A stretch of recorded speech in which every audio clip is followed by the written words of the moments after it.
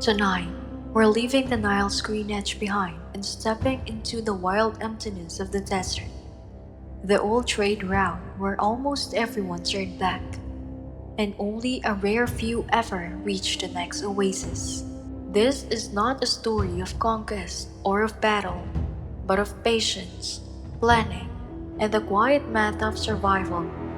The kind of crossing where the wrong decision at dawn might mean thirst by midday, and the thirst by midday might mean never seeing another sunset. If you've been with us before for our journeys through flood season or our explorations of Egypt's cooling tricks, then you'll know the rhythm already.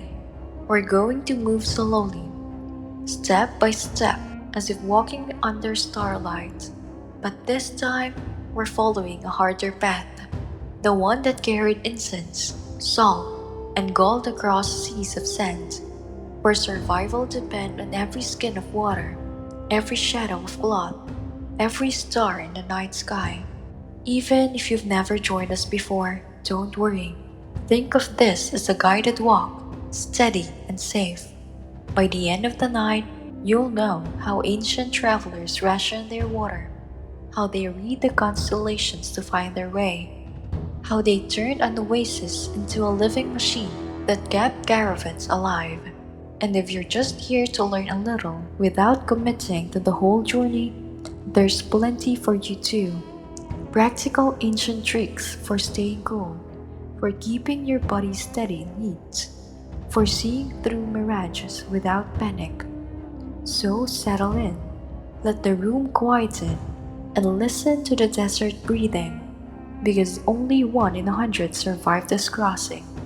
And tonight, we're going to learn how they did it.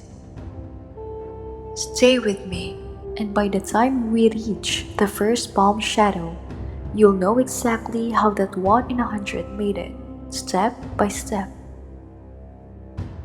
The desert does not begin with a single step, it begins with a decision, a mark on a map, an agreement between merchants, a caravan assembled at the edge of a green where the Nile's fields end, and the sand first stretches out like pale sea. That edge is busy in its own way, camels groaning as they are loaded with baskets of incense resin from Arabia, salt slabs cut from the lakes far to the north, linen bundles wrapped tight with copper ingots.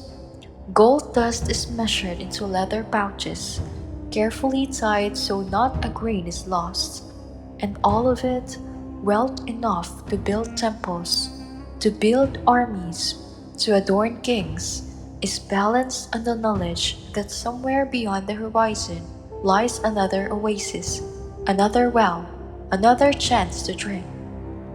But this is where most turn back, for the desert has no sympathy for treasure.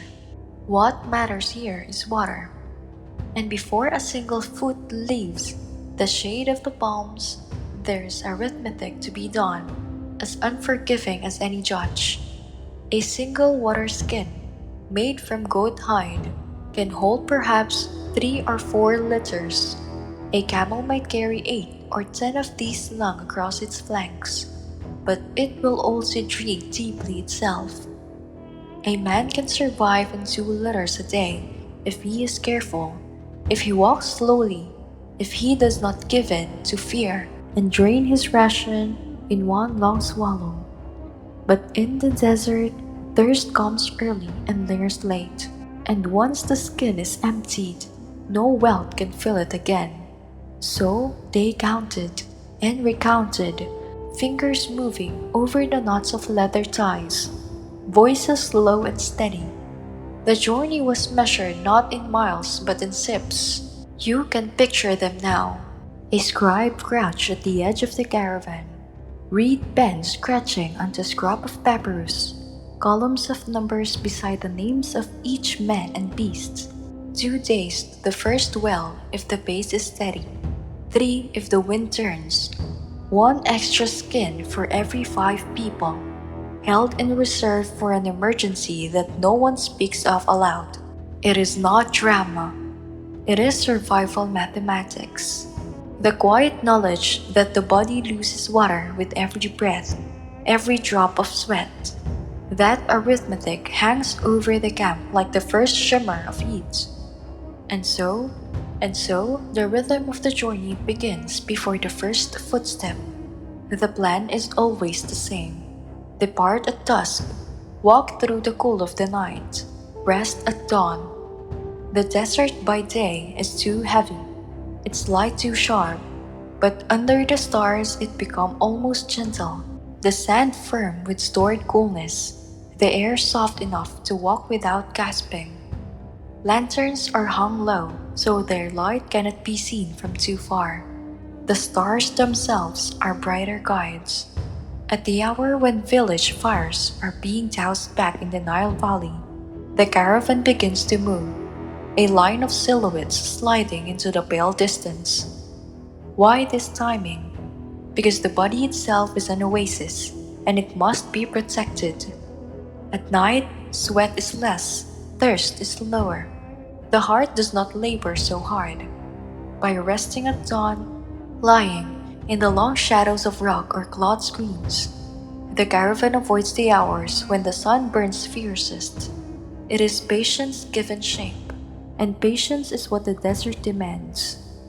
But notice how one decision folds into the next, because once you choose to leave at dusk, you must also choose when to stop, and stopping means knowing where the next well lies.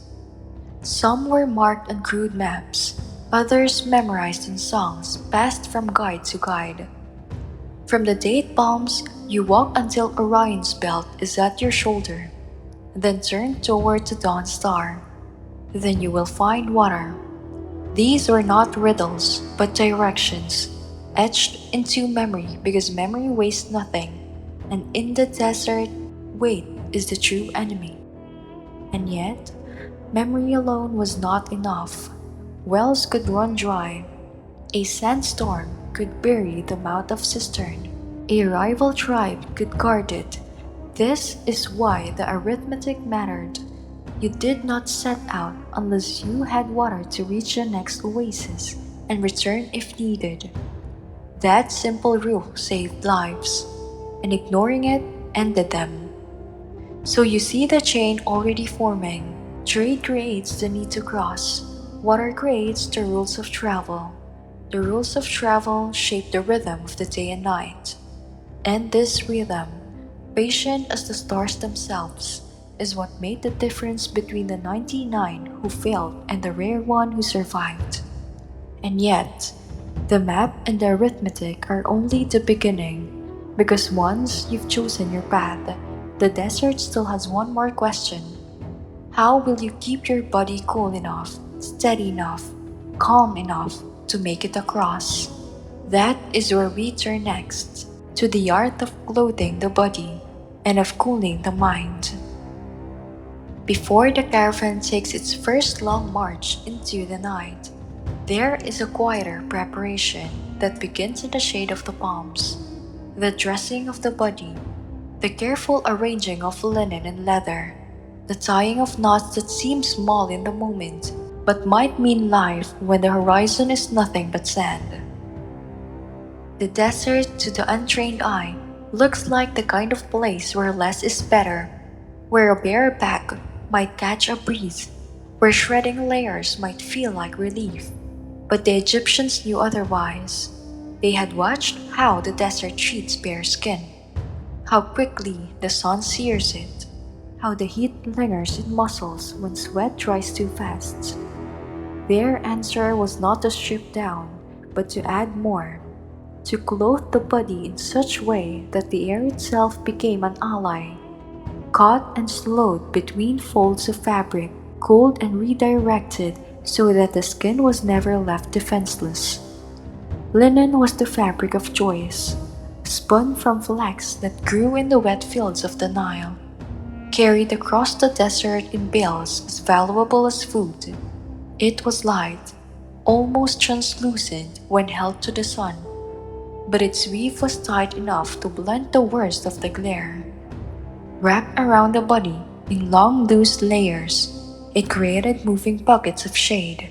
so that every step meant not just progress across the sun, but a private shift in temperature. When the wind rose, those folds lifted like sails, bringing coolness with them. When the air stilled, they hung heavy, sealing in a film of sweat that cooled the body more slowly, more steadily than evaporation alone.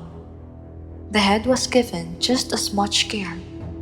A square of linen, doubled and folded, was wound carefully around the crown, its edges draped to fall across the neck and shoulders. The desert sun strikes hardest from above, and the difference between a bare head and a covered one was the difference between strength at noon and dizziness by mid-afternoon. Guides taught their apprentices how to tie these headcloths so they would not slip in the wind, but also not pinch the temples. A knot too tight could lead to a pounding headache that drained energy long before it first did. A knot too loose could leave the cheek exposed to the light, a mistake that might blister before anyone noticed. There were smaller tricks too, the kind that rarely made it into official records, but which passed from mouth to ear among those who had walked the desert more times than they could count. A strip of damp cloth tied around the wrist or ankles, for instance, cooled the blood where it ran close to the skin. A folded band pressed to the chest under the robe helped the heart keep its rhythm steady.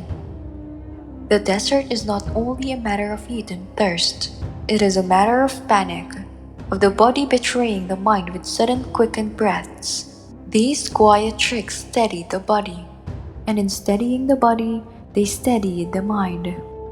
Food, too, was chosen not for indulgence but for balance. Dates, carried in small bundles, offered quick sugars that could be drawn out slowly if chewed one at a time. Salted fish or dried meats were rationed, not simply as sustenance, but as a way to replace the salt lost to sweat. Oversip panic, that desperate need to drink too much water at once, was soothed by eating first, letting the body's craving soften before lifting the skin to the lips. The guides reminded their men, water cools the mouth, but food steadies the blood. Together, they tricked the mind into patience.